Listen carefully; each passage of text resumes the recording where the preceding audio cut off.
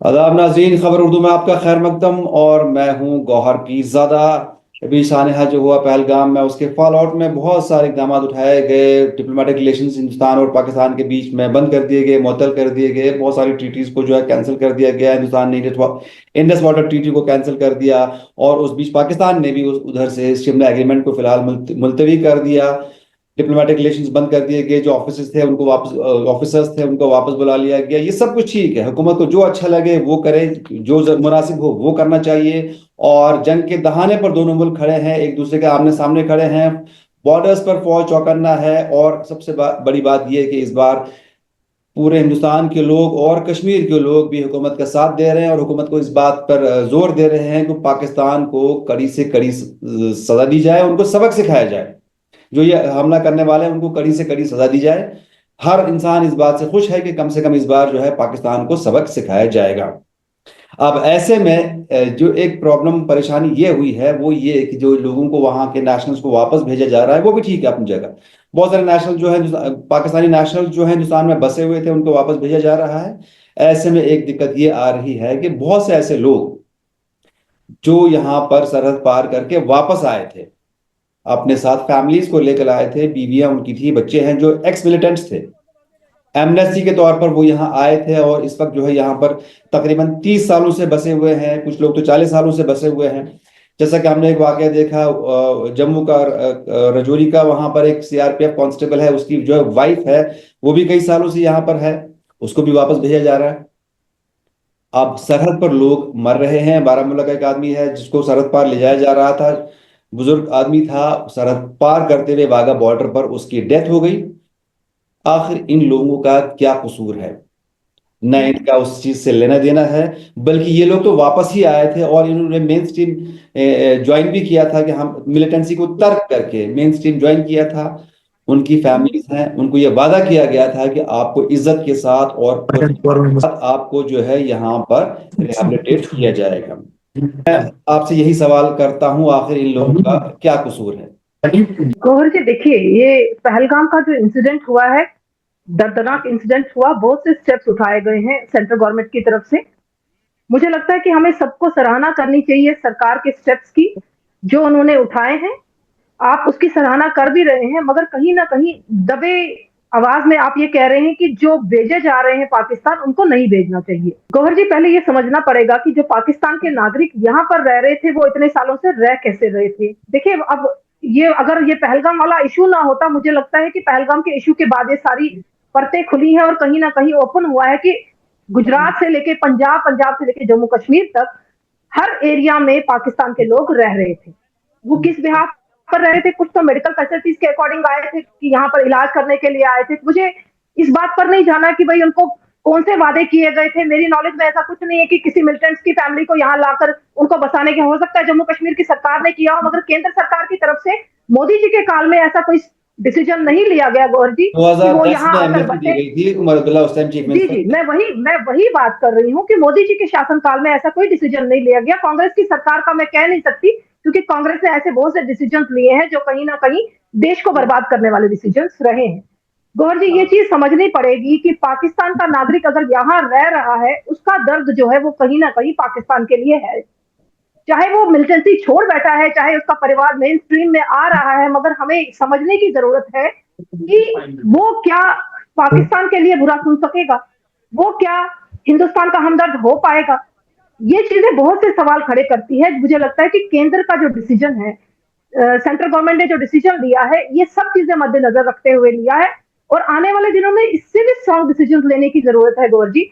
चाहे रोहिंग्या के मसले हैं, चाहे बांग्लादेशी के मसले हैं, मुझे लगता है कि इन पर भी डिसीजन लेने की जरूरत है सेंट्रल गवर्नमेंट को, अगर अपनी नेशनल सिक्योरिटी को मद्देनजर रखना है। आप देख रहे हैं कि आए दिन ऐसे इंसिडेंट्स हो रहे हैं जिसमें लोकल सपोर्ट मिल रही है, ओवर ग्राउंड वर्कर्स की सपोर्ट मिल रही है, टेररिज्म को बढ़ाने के लिए यहाँ का लोकल सपोर्ट मिल रहा है, गौर जी।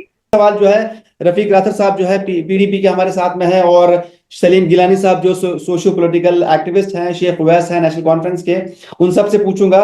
रजनी जी, मैं आपको रोकना चाहूंगा। रफीक राथर साहब, यही सवाल है आपसे, आखिर क्या पाकिस्तान से बातचीत किस बिना पे की जाए, अब क्या बोला जाए? गवर साहब, मुझे नहीं पता, अगर आपने आज के अखबार में मेरा एक आर्टिकल छपा है terrorist attack in Pahalgam and Kashmiri response.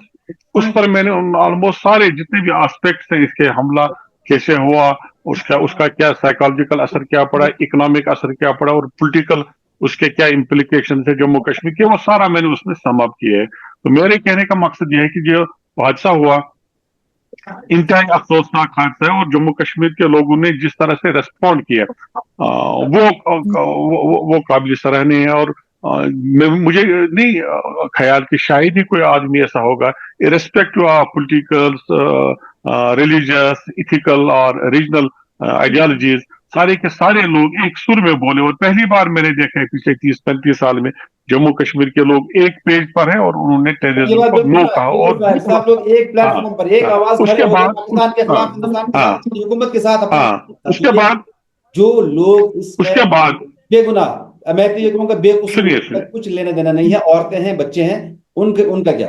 सुनिए मैं वहीं आ रहा हूं। उसके बाद गवर्नमेंट का कहना ये था कि जो जम्मू कश्मीर के लोगों ने एक यूनिटी को डिस्प्ले किया था, जम्मू कश्मीर के लोगों ने जिस तरह से इसके खिलाफ रिएक्शन दिया था, उसको उस पर काम करने की जरूरत है, उसको कंसोलिडेट करके उसको कैश करने की जरूरत है। लेकिन बदकिस्मती से मुझे नहीं पता गवर्नमेंट के जो एडवाइजर्स हैं वो किस तरह से उनको एडवाइस करते हैं। और फिर आपने देखा कि यहाँ पर कुछ मकान को रिपोर्टेडली वो मिलिटेंट्स के मकान थे, उनको बम से उड़ाया गया। और लेकिन आपने देखा कि कलेक्ट्रल डैमेज कितना हुआ, जो बाकी उनके कहीं कहीं जगहों पर 3-3, 4-4, 5-5 मकान उनको भी नुकसान पहुंचा, तो कलेक्ट्रल डैमेज हुआ। उसके बाद ये मामला आया जिसका आप जिक्र कर रहे हैं। देखिए हर एक पहलू को आप मिलिटेंसी या टेररिज्म के एंगल से नहीं देख सकते, कई चीजों को आपको ह्यूमन एंगल से भी देखना पड़ेगा। मुझे याद है 2010 में उमर साहब की सरकार ने तहत मिलिटेंट्स को लाया और जिन्होंने सरेंडर किया उनको यहाँ पर लाया, बाकायदा पर एक ऐलान हुआ कि हम उनको एमनेस्टी दे रहे हैं। वो नेपाल के बॉर्डर से आगे या बाकी जगहों पर आए, जहां से भी आए, एक लीगल तरीके से लेकर के आगे और गवर्नमेंट की कमिटमेंट 40 साल 35 साल से पहले मुझे 35 साल 50 साल या 60 साल की एक बुजुर्ग औरत नेशनल सिक्योरिटी के लिए खतरा कैसे हो सकती है। आपने देखा कई लोगों के बच्चे हैं, आपने वीडियो रोते बलकते वो बच्चे, छोटे छोटे मासूम बच्चे, कुछ लोगों के कुछ लेडीज के बच्चे हैं, कुछ उनके तो पोते पोते भी हैं। तो बुजुर्ग लेडीज को आप ले जा रहे हैं कि सिर्फ ये क्या करके आपका जी आप इलीगली यहाँ पर ठहरे, जबकि वो 40-45 साल से यहाँ पर ठहरे हैं। और फिर मैं कहूँगा स्कीम के तहत ठहरे हैं, जो स्कीम गवर्नमेंट ने उसके बाद उनको निकाला। तो मेरे ख्याल में इसमें किसी भी सूरत में कोई भी दिक्कत नहीं था, बल्कि सिर्फ और सिर्फ इसको एक सिक्योरिटी एंगल से नहीं देखा गया, सिक्योरिटी एंगल से देखा गया। तो जो यहाँ पर एडवाइजर्स है, मुझे लगता है कि मेरी राय यह है कि उनको फीडबैक देना चाहिए था तरफ से ऑर्डर कि जो भी यहाँ पर पाकिस्तानी है उनको डिटेक्ट किया जाए। लेकिन ये यहाँ की एजेंसी था, उनका यूरिसडिक्शन था और उन पर ये फर्ज आयद होता था कि वो एक्चुअल और factual report government of India को देते और कहते कि अगर किसी जगह कोई लेडी है, कोई बुजुर्ग है 30-40 साल 50 साल 60 साल या वो की उम्र के या 30-35 या 20-25 साल से यहाँ पर रह रहे, तो उनके लिए एक एमनेस्टी होनी चाहिए कि उनको इस तरह से जब आप बॉर्डर तक ले जाएंगे, पुलिस स्टेशन में बंद रखेंगे, तो जाहिर सी बात है जो वो यूनिटी का जो डिस्प्ले जो मैं स्टार्ट में जिक्र कर रहा था, जो लोग जम्मू कश्मीर के लोगों ने एक उम्मीद सी जगाई थी यहाँ पर कि सारे के सारे लोग इसके खिलाफ है। तो कहीं ना कहीं आप यहाँ पर एलिनेट कर रहे हैं लोग को, और लोग यहाँ पर एलिनेशन में जाएंगे और जाहिर सी बात है उसके फिर काउंटर प्रोडक्टिव भी हो सकता है और उसके फिर रिपरकशन भी हो सकते हैं। तो मेरे ख्याल में इस मौके पर इन चीजों को ह्यूमन एंगल से देखने की जरूरत है और इन चीजों को अवॉइड किया जा सकता था। शेख उवैस साहब, सीधा सवाल आपसे, आखिर उस जो एमनेस्टी दी गई थी 2010 में, उस वक्त भी उमर अब्दुल्ला चीफ मिनिस्टर थे, आज भी उमर अब्दुल्ला चीफ मिनिस्टर हैं, इस बार कोई बयान या कोई बात नहीं हो रही, इस बारे में क्या वजह है इसकी? शेख गौहर जी, पहले तो आपको सलाम, और जो पैनल में है को भी मेरी तरफ से सलाम और आदाब। आप कह रहे हैं कि हमारी एंड से कोई बात आई नहीं है। मुझे लगता है कुछ ही टाइम पहले, अभी 2 घंटा पहले, आपने डॉक्टर साहब का आई डोंट नो क्या आपकी भी चैनल थी, वहां पे डॉक्टर साहब ने बाइट थी इस चीज को लेके कि एक एमनेस्टी के तहत लाइक अगर ये चीज की गई थी कि जो भी पाकिस्तान को ठुकरा के यहाँ पे बसे लाइक यू नो कि आप इन लोगों ने मतलब ये इन लोगों को यहाँ से वापस निकाल रहे हैं। एक अच्छी मैसेज नहीं जा रही है। मुझे समझ नहीं आ रहा है, एक कॉमन मैन जिसने वो ठुकरा के लाइक यू नो पाकिस्तान को ठुकरा के यहाँ पे हिंदुस्तान में बसा कश्मीर के अंदर, तो फिर इनको चाहिए या इंडिया के अदर स्टेट्स में जो बसे, तो मुझे समझ नहीं आ रही है कि ये किस टाइप की पॉलिटिक्स हो रही है। अपना जो सिक्योरिटी फेलियर जो देश भर की जनता के सामने भी वैसा है, डॉक्टर साहब ने बयान उसको किया नहीं, मुझे लेट मी कंप्लीट इट। उस फेलियर को छुपाना, उसके पीछे ये ड्रामा, आप जी इनको वापस भेजो, आप जी हम ये करेंगे। देखिए आपको क्या करना है, आप जिन्होंने वो किया है आप उनको जमीन बोझ कीजिए, बट ये कॉमन जो बेचारा जिसने जिसने छोड़ दिया है सब कुछ, वो एक मेन स्ट्रीम में आके एक अच्छी लाइफ गुजारना चाहता है देश के साथ, और आप उसी को आज वापस से रिबैटल करके आप उनको वापस भेज रहे हो। बिल्कुल वैसा, अभी बिल्कुल हमारे भाई आप सही यही फरमा कह रहे रहे हैं, हम थे। भी यही कह रहे हैं, सब लोग यही कह रहे हैं कि जो हो रहा जी है अच्छा हो रहा है। आप सवाल सिर्फ ये है कि उन लोगों का जो खामखा इसमें पिस रहे हैं। रजी जी बस मुझे 1 मिनट दीजिए, मैं आपके पास आ रहा हूँ। आप इशारा कर रही थी, just give me 1 minute please. वैसा मैं ये कह रहा हूँ, सवाल मेरा ये है, डॉक्टर साहब ने कहा, आप भी कह रहे हैं, सब कह रहे हैं, लेकिन ऑफिशियल कुछ बयान और चीफ सीएम की तरफ से या आगे चल के मरकजी सरकार से इस तरह की कोई बात ही नहीं हो रही है कि उनके उनका क्या किया जाए उनका। नहीं, देखिए आप यू नो आप चाहते हो कि हर एक चीज उसी टाइम पे रिएक्शन भी आए। आपको भी पता है कि एक स्टेट का CM like how much responsibility he has. जो हमारे जो कायद डॉक्टर साहब है वो हमारे पार्टी प्रेसिडेंट है, लाइक यू नो कि बिल्कुल सर, उमर पार्टी साहब इज प्रेसिडेंट अ है, वाइस जिसको प्रेसिडेंट ऑफ द हम ये बात पार्टी। मानते हैं और उनकी आई बात की फील दैट वैल्यू इज भी है, उनकी बात की एक वैल्यू भी है, मोर देन लेकिन इनफ, यू नो, जो लोग even beach coming beach from the doctor साहब, आप लाइक यू ये नो। कहेंगे कि अभी टाइम नहीं है, सीएम इज वेरी बिजी, लेकिन उस बीच कुछ लोग बहुत ज्यादा परेशान हैं, पिस रहे हैं, आखिर वो बॉर्डरों पर खड़े बैठे हुए हैं। नहीं नहीं, मैं कह रहा हूँ कि उस पे भी I am a party spokesperson, like you know I am representing the party out there. अगर हमसे भी रिएक्शन आ रही है तो दैट मींस ये पार्टी का स्टैंड है। इन्होंने सही फरमाया कि मैं आपको एग्जांपल दूंगा कि कुपवारा में जो इन्होंने वो घर को ब्लास्ट करके, अगर वो उन्होंने बच्चों को बेदखल कर दिया है, बोल रहे हैं कि जाओ करो, उनको उनके साथ क्या करना है। कहीं पे मैंने कुपवारा में एपिसोड देखा, बूढ़ा माँ बाप 30 साल 40 साल से वो बंदा भाग गया है मिलिटेंसी के टाइम में, मतलब बोल रहे कि उन्होंने शादियां भी वहां पे की है, फिर आप यहाँ पे उनके घर ब्लास्ट कर रहे हो। आप यहां से आपने देखा कि कश्मीरी कौम जिस टाइम पे एपिसोड हुआ पहलगाम के अंदर, पूरा जम्मू कश्मीर रोड पे था। पहली बार ये देखिए, कोई छुपे ढकने वाली कोई बात नहीं है, हर एक गली से यू नो हिंदुस्तान जिंदाबाद की के नारे लगे। बिल्कुल। इनको चाहिए रजनी जी, रजनी जी, आप कुछ कह रही थी, उस आप चीज को इशारा आगे कर रही बढ़ाए। थी। जी गौर जी। अगर कश्मीरी 2 स्टेप आगे चढ़ा है, इनको भी चाहिए 5 स्टेप अब आगे आने की जरूरत है, ना कि ये हरकतें करके कि चलो इनका सिक्योरिटी लैप्स हो गया। उस पे भी अभी गवर्नमेंट ऑफ इंडिया देख रही है। अब सिक्योरिटी लैप्स को छुपाने के लिए कि लोगों के घर उड़ाए जाए, जो बेचारे और जवाब ले सब लीजिए। छोड़ के आए, मेन स्ट्रीम जी, में ज्वाइन रजनी किया। जी, इसका अब जवाब जी रजनी जी दूसरों से ले को। लेंगे। जी गिलानी जी साहब, बस थोड़ा सा वक्त दीजिए, आप गौर जी, इंतजार कर रहे हैं, थोड़ी देर में आपका साथ हूँ। पहले रजनी जी आप बताइए। गौर जी, मैं बात कंप्लीट कर लूं। जी पहले बिल्कुल। इनको ये समझने की जरूरत है, पाकिस्तान के नागरिक जो ये कह रहे हैं हमने एमनेस्टी स्कीम में उनको लाया, आज पाकिस्तान उनको लेने से मना कर रहा है। आप देख रहे हैं कि अटारी बॉर्डर पे वो लोग बैठे हैं और पाकिस्तान ने काउंटर्स बंद कर दिए हैं, वो वहां लेके नहीं जा रहे हैं उनको वापस, अपने नागरिकों को।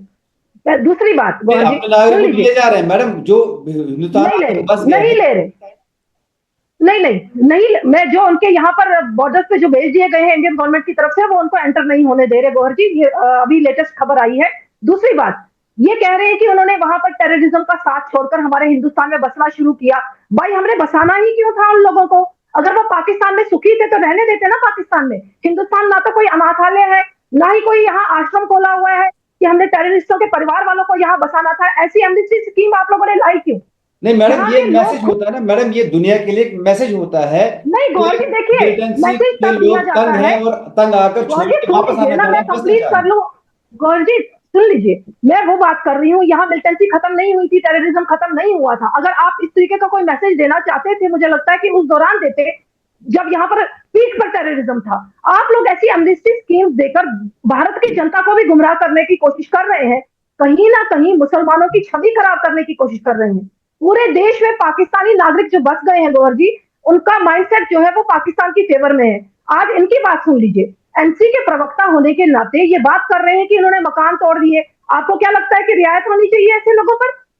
मुझे तो लगता है सख्त से सख्त कार्रवाई होनी चाहिए ऐसे लोगों पर जो हमारे देश का खा रहे हैं और देश के साथ ही गद्दारी कर रहे हैं। गौर जी, डायरेक्ट पाकिस्तान हमला नहीं कर सकता, डायरेक्ट पाकिस्तान के टेररिस्ट यहां घुस नहीं सकते जब तक यहां पर सपोर्ट नहीं होगी। और ये पाया गया है कि यहां पर लोकल सपोर्ट उनको मिल रही है। गौर जी, अब इससे इनकार नहीं कर सकते। ठीक है, हमारे मुस्लिम भाइयों ने भी शहादत दी है, उसमें कोई इनकार नहीं है, मगर उन मुस्लिम का भी नाम बदनाम करने में जो अगर किसी का योगदान है, कहीं ना कहीं पाकिस्तान से बसे हुए जो यहाँ पर है उनको जल्द से जल्द जो भारत सरकार स्टेप उठा रही है उसको कंप्लीट करने की जरूरत है। इस समय पॉलिटिक्स मत करिए, इस समय एनसी को कोई राजनीति नहीं करनी चाहिए। इतने सालों से जम्मू कश्मीर राजनीति की बलि लग चुका है और अगर केंद्र सरकार इसको सही करना चाहती है, आप कह रहे थे कि यहाँ पाकिस्तान को कोई सपोर्ट नहीं कर रहा। आप देख रहे हैं कि पाकिस्तान के झंडे अगर कोई जलाने की कोशिश कर रहा है या सड़क पर रख रहा है तो कुछ महिलाएं उस झंडे को उठाकर साइड पर रख रही हैं, तो उसका मतलब हमारे देश में भी गद्दार हैं, उनको पहचानने की जरूरत है। गौहर जी, ठीक है, आप आपस में हमारे मैडम शेख साहब आप जवाब देना चाह रहे हैं, आप जवाब दीजिए इसका।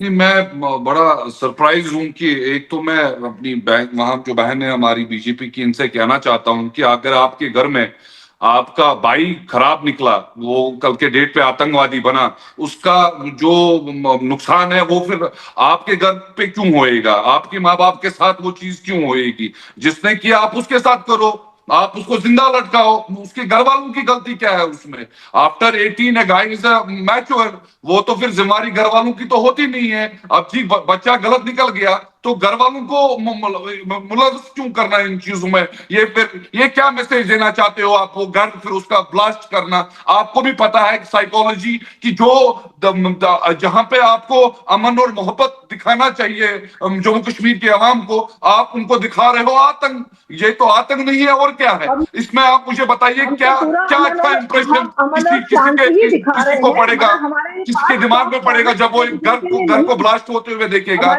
और मुझे बताइए, देखिए आपका सिक्योरिटी फेलियर आप छुपा नहीं सकते हैं ये बोल के। आप तो पिछले 10 साल से 12 साल से पावर में थे, तब जाके आपको याद क्यों नहीं आया कि जो पाकिस्तान से जिनको लाया गया था देश भर में उनको वापस भेज दे? आज क्यों याद आया?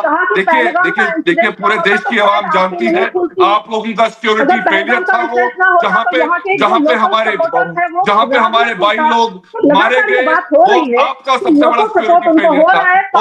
और देश को आपको जवाब देना पड़ेगा, आपको देश को जवाब देना पड़ेगा। आप अपना सिक्योरिटी फेलियर नहीं छुपा सकते घर उड़ा के, पाकिस्तान वापस भेज के। आप इन हरबों से अपना सिक्योरिटी फेलियर नहीं छुपा सकते।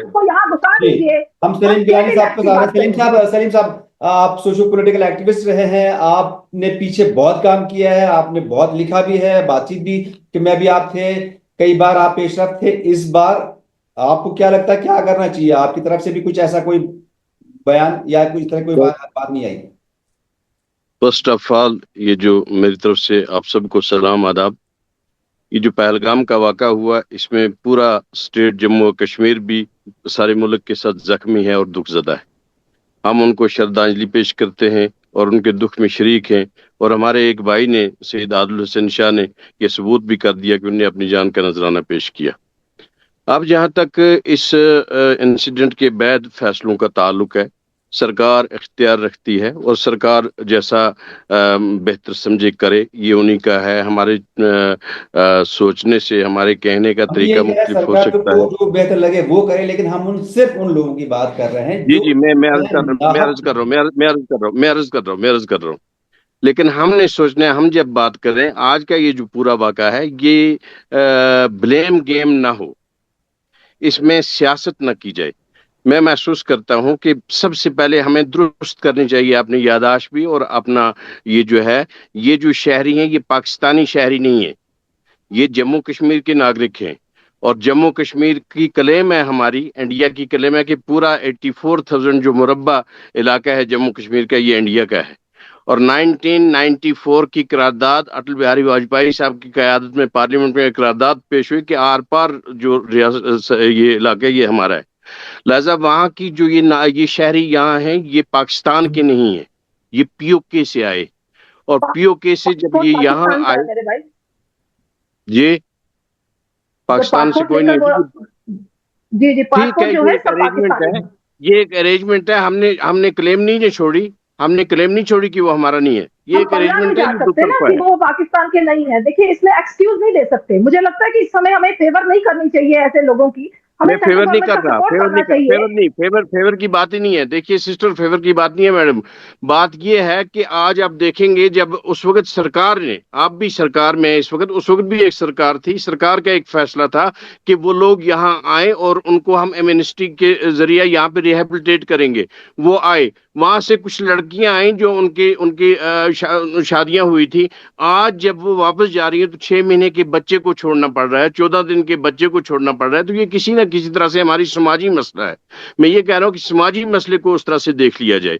ये सियासी मसला ही नहीं है, इसके साथ रियासत का की हमारी भावनाएं, लोगों की भावनाएं जुड़ी हैं। माँ बेटे से जुदा हो गया, बेटा माँ से। एक एक एक नौजवान जो 26 साल पुलिस की सर्विस यहाँ कर रहा है, आज उसको हम कह रहे हैं वापस जाओ। 26 साल हमारी सरकार ने नहीं देखा कि नहीं जी ये वहां का है। तो किसी ना किसी भाई तरह मेरे, से मैं एक तो वही कह रही हूँ कि नेशनल सिक्योरिटी के ऊपर सामाजिक, मुझे लगता है, इशू को नहीं देखना चाहिए। इस समय हमारे देश की सिक्योरिटी का क्या है मेन मैटर, उसको प्रायोरिटी देनी चाहिए हम सभी पॉलिटिकल पार्टीज को। सिर्फ बीजेपी का दायित्व नहीं है। आप एनसी के हैं या कश्मीर की जितनी पॉलिटिकल पार्टीज हैं, इस अच्छा, समय मेरा मेरा डाइवर्ट ना सरकार करें, से, मेरा इस ठीक है, समय आपका डाइवर्ट अपना ना व्यू करें। पॉइंट है। हम आपके व्यू पॉइंट की कदर करते हैं, लेकिन हम आपके व्यू पॉइंट को इसके साथ इत्तेफाक नहीं रखते। मैं सरकार को, स्टेट सरकार से मेरा ये है, गिला शिकवा नहीं है, लेकिन उनसे मेरा ये कहना है कि आज चीफ मिनिस्टर को, अभी हमारी शेख साहब बात कर रहे थे, चीफ मिनिस्टर को ये मसला प्राइम मिनिस्टर ऑफ इंडिया के साथ, होम मिनिस्टर के साथ उठाना चाहिए था। उनको बात समझानी चाहिए कि स्टेट में क्या है। यहाँ दो तरह के लोग हैं, एक तो वो है जो 65 में गए फिर वापस आ गए, फिर दूसरे वो हैं जो 2008 या 2010 में आए। इस तरह से ये एक एक समाजी मसला है और इसको स्टेट को आज चुप ना होना चाहिए। इसको गवर्नमेंट ऑफ इंडिया के साथ मसला उठाना चाहिए, फिर वहां से क्या फैसला होगा ये दूसरी बात है। लेकिन उमर साहब को एज ए चीफ मिनिस्टर, जब उनके दौर में ये फैसला हुआ था, सरकार की मंशा से, सरकार की इस मरकजी सरकार के फैसले से या उनके ताउन से, तो आज भी रियासती सरकार को उनके साथ मसला उठाना चाहिए। बल्कि मसले और भी उठाने चाहिए। मुल्क की बाकी रियासतों में हमारे नौजवान हैं, जहां देखिएगा क्या हाल है इस वक्त। अभी चंडीगढ़ से एक इतला, ये किसी लड़की कोई हमारी गर्ल स्टूडेंट है, उसके हवाले से। तो ये तमाम मसाइल स्टेट को उठाने चाहिए, प्राइम मिनिस्टर के साथ, होम मिनिस्टर के साथ। फिर मिल बैठ के देखना चाहिए कि हमारी समाजी जिम्मेदारियां क्या हैं, सियासी जिम्मेदारियां क्या हैं, इंतजामी जिम्मेदारियां क्या हैं, सिक्योरिटी की जिम्मेदारियां क्या हैं। तो जब ये सब मुद्दों पे आप बात करेंगे तो मुझे लगता है कि मसला हल होगा। और मैं बल्कि महसूस करता हूं कि जब ये सब चीजें प्राइम मिनिस्टर के सामने उठाई जाए तो वो भी पत्थर का दिल नहीं रखते, होम मिनिस्टर के सामने उठाई जाए तो वो भी पत्थर का दिल नहीं रखते। उन्होंने एक आर्डर निकाला है, लेकिन ये छोटी छोटी बिल्कुल। बातों पे प्राइम मिनिस्टर और होम मिनिस्टर की नजर नहीं होगी जब तक उनके सामने फाइल न चली जाए, जब तक उनके सामने केस न रखा जाए। तो मेरा ये कहना है कि जो हमारी भाइयों की, बेटियों की, बच्चियों की आज ये हालत है, इसको हल करने के लिए हमारा रिप्रेजेंटेटिव चीफ मिनिस्टर है और इसको प्राइम मिनिस्टर के साथ ये मसला उठाना चाहिए। मुझे उम्मीद है कि प्राइम मिनिस्टर जो है वो एक अच्छे इंसान है और दिल रखने वाले इंसान है, वो इस पे जरूर गौर करेंगे। रफीक साहब, माजी में जो है पीडीपी ने, मुफ्ती मोहम्मद सैयद ने बहुत कोशिश की, दोनों जो खत्ते हैं, हमारा कश्मीर और जो उस तरफ का कश्मीर जो पाक ऑक्युपाइड कश्मीर है, उसको मिलाने की, वहाँ के लोगों को मिलाने की कुछ पेशरफ्त हुई। लोग आए गए, देख, ये उसका मकसद ये था कि लोग देखें, यहाँ के लोग जाके वहाँ देखें कि वहाँ के हालात क्या हैं। वो ये बात फैक्ट है, वहाँ यहाँ के लोगों ने वहाँ देखा। और बिल्कुल ही, बहरहाल हम उस पर नहीं जाएंगे। अभी ट्रेड बंद हो जाए या फिलहाल वीजा बंद हो, जो भी है उसमें हमें जाना नहीं है। हमें सिर्फ इस वक्त ये बात है कि जो लोग पिस रहे हैं, जो मासूम बेगुनाह, चाहे छोटे बच्चे हैं, चाहे औरतें हैं, चाहे वो लोग हैं जो बुजुर्ग हैं, बॉर्डर पे मर रहे हैं, बॉर्डर पे पड़े हुए हैं, अब इस वक्त क्या करना चाहिए? आप क्या बोल रहे हैं? मैंने गुजारिश की आपसे कि हर एक मामले को सिक्योरिटी व्यू से या पॉलिटिकल व्यू से देखने की जरूरत नहीं है। कुछ इश्यूज में आपको, जो अभी सलीम साहब भी बयान कर रहे थे, सोशल और लेकिन बिलखसूस फिलहाल तो पीडीपी की तरफ से तो कोई आपको इसमें बयान है, आपको जैसे सुनिए, आपको सुनिए ना, आपको सुनिए, ह्यूमन एंगल से भी देखना पड़ेगा। देखिए, मुझे समझ नहीं आ रहा है 40, 45 या 60 साल की एक बुजुर्ग औरत आपकी सिक्योरिटी के लिए थ्रेट कैसे हो सकती है। तो इन चीजों को मैंने कहा ना आपको कि ये जो एजेंसी यहाँ पर एट द हेलम ऑफ अफेयर्स है, या फॉर दैट मैटर जो हमारी इस वक्त गवर्नमेंट है उमर साहब की क़यादत में, तो इनको गवर्नमेंट ऑफ इंडिया में जो भी लोग इसके डील करते हैं उनकी नोटिस में लाना पड़ेगा। होम मिनिस्टर या प्राइम मिनिस्टर साहब जो भी वहां पर है उनकी नोटिस में ये चीजें लानी पड़ेंगी और आपको इन चीजों को एड्रेस करना पड़ेगा। मुझे समझ नहीं आ रहा है कि आप यहाँ पर जो लेडीज, अच्छा थोड़ी आप एमनेस्टी के तहत अगर किसी औरत ने, यहाँ तो तमाम दुनिया में ऐसी चीजें होती है कि एक मुल्क की बच्ची है दूसरे मुल्क में उसकी शादी होती है, या कोई एक लड़का यहाँ का उसने शादी कहीं और की, यह तो दुनिया में। लेकिन आप ये नहीं सोचते कि उनके बच्चे हैं, मासूम बच्चे हैं। अभी वो कह रहे थे 14 साल का बच्चा है या 3 साल का या 14 महीने का बच्चा है कहीं पर, तो इस तरह की 14 दिन का, सॉरी 14 दिन का, तो आप देखिए ये कितना ये इंसानी अलमी है।